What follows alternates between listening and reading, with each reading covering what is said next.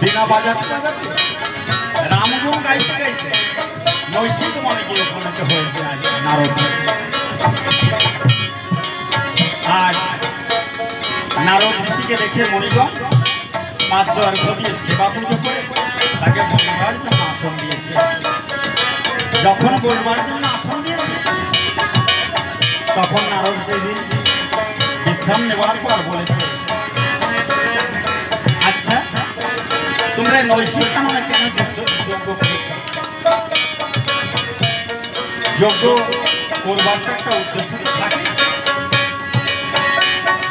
তখন মুনি ঋষিগণ বলেছে, আমাদের তো কোনো উদ্দেশ্য নেই, আমরা জড়জগতে জন্মগ্রহণ করেছি এবং মুনি ঋষি যখন হয়েছে আমাদের কর্ম ধ্যান ধারণা পূজা পার্বণ দান করছি, আমরা সেই উদ্দেশ্যে যজ্ঞ করছি।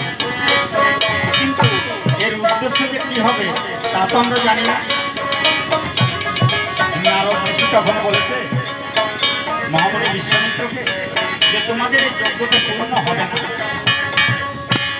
কারণ যজ্ঞেশ্বর যদি যতক্ষণ এই যজ্ঞে না আসবে ততক্ষণ তোমাদের যজ্ঞ পূর্ণ হবে না।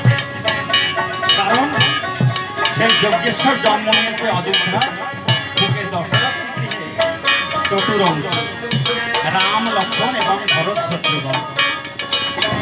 সেই যজ্ঞেশ্বরকে যতক্ষণ আনয়ন করতে না পারবে ততক্ষণ কিন্তু যজ্ঞ পূর্ণ হবে না। মহামুনি বিশ্বামিত্র কি করলেন, একটু রাগান্তিকা মুনি তো